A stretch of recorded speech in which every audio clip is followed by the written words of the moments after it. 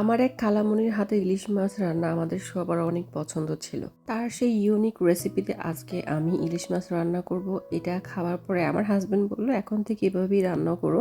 লন্ডনের ইলিশ মাছে তেমন কোনো ভালো ঘ্রাণ হয় না, যদি এভাবে রান্না করি তাহলে একটু ঘ্রাণ হলেও পাই। আজকে অনেক রোদ ছিল, তো আমরা সবাই পার্কে গিয়েছি। আমি বসে থাকি আর আমার বাচ্চারা খেলাধুলা করে, হাসব্যান্ড ওদেরকে একটু দেখিয়ে রাখে। অনেক রোদ ছিল, বসতে বসতে আমার পিঠে একদম মনে হচ্ছে যে পুড়ে যাচ্ছে। তো আমি আবার একটা গাছের নিচে গিয়ে বসলাম। গাছের নিচে বসার পর আবার আমার ঠান্ডা লাগছিল। লন্ডনের ওয়েদার এরকমই, রোদ্রে গেলে বেশি গরম লাগে, একদম পুড়ে যায়।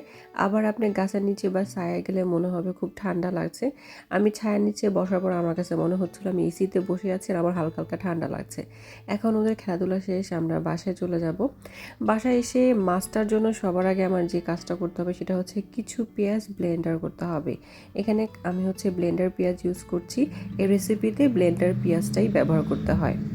আর দ্বিতীয় হচ্ছে সরিষার তেল। এই রেসিপিতে যদি ভালো টেস্ট আনতে চান আর একদম ইউনিক টেস্ট আনতে চান তাহলে সরিষার তেল ব্যবহার করতে হবে। সরিষার তেল না থাকলে নর্মাল তেল দিয়েও রান্নাটা হবে, তবে পারফেক্ট সেই স্বাদটা আসবে না। তারপর এখানে আমি হলুদ আর মরিচ পাউডার, স্বাদ মতো লবণ, আর কোনো মশলা এখানে ব্যবহার করা হয় না। এই রান্নাটা খুবই সিম্পল আর ঝটপট হয়ে যায়, তেমন মশলার কোনো ঝামেলা নেই।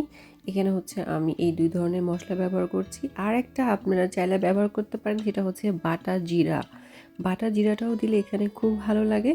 আমাদের অনেক রান্নায় দেখেছিলাম বাটা জিরাটা খুব ভালো ব্যবহার করত। তো এখানে চাইলে আপনারা সেটা ইউজ করতে পারেন অল্প পরিমাণে। এখানে লেজ, মাথা, ডিম, মাছের টুকরা সব মিক্স দিয়ে দিচ্ছি। আমার খালামণি বলতো এই মিক্স দেওয়ার কারণেও নাকি খেতে ভালো লাগতো, কারণ মাথার থেকেও নাকি খুব ভালো একটা ফ্লেভার আসে খাবারে। তো সব কিছু আমি ভালো করে এখন মশলার সাথে মেখে নিচ্ছি।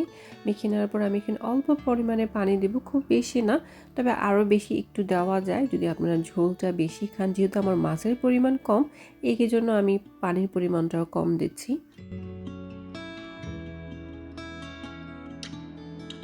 ইলিশ মাছে মশলা কম লাগে, পানি কম লাগে এবং এটা খুব নাড়াচাড়াও দরকার হয় না। এই মাছটা খেতে যেরকম মজা এবং এটা রান্না খুবই ইজি। আর এই একমাত্র মাছ যে কোনো তরকারির সাথে, যে কোনো কিছুর সাথে খুব ভালো যায়। এখন আমি ঢেকে এটাকে জাস্ট বলক আসবে। বলক আসার পরে 2-3 মিনিট আরও জাল করেছি। তারপর একটা একটা করে এখন আমি মাছগুলোকে উল্টিয়ে দেব, যাতে করে দোনো পাশে ভালোভাবে কুক হয়, মশলা যায়। ছোট থেকে এটা আমার প্রিয় একটা মাছ ছিল, কিন্তু যত বড় হচ্ছিলাম এই মাছটা আমার জন্য ততই প্রবলেম করছিল। আমার অনেক অ্যালার্জি আছে, মানে অ্যালার্জি যে কোনো একটা কিছু খেলেই আমার অ্যালার্জি উঠে যায়, চোখের ভিতরে সবচেয়ে বেশি প্রবলেম করে। তারপর থেকে এই মাছটা আমার খুব কম খাওয়া হয়। ফেভারিট কিছু যদি এরকম হয় সেটা একটা মানুষের জন্য খুবই কষ্টকর হয়। আমি শুধু একবার উল্টায় দিয়েছি, তারপর ওয়েট করছি যখন এইরকম পানিটা একটু শুকিয়ে আসছে, এর মধ্যে আমি কাঁচামরিচ দিয়ে এরকম ঢুলিয়ে ঢুলিয়ে রান্না করেছি। এটার স্মেল পুরো বাসায় মনে ভরে গেছে। যদিও এটা চাঁদপুরের ইলিশ মাছ না, এটা হয়তো বার্মার ইলিশ মাছ। এই মাছে যদি আমরা ভেজে রান্না করি তাহলে খুব বেশি একটা ভালো স্মেল থাকে না। যদি এরকম কাঁচা রান্না করতে পারেন তাহলে খুব ভালো স্মেল হয়। তো এই ছিল আজকে আমার ইউনিক একটা রেসিপি আপনার সাথে শেয়ার করলাম। সবাই অনেক ভালো থাকবেন। আল্লাহ হাফেজ।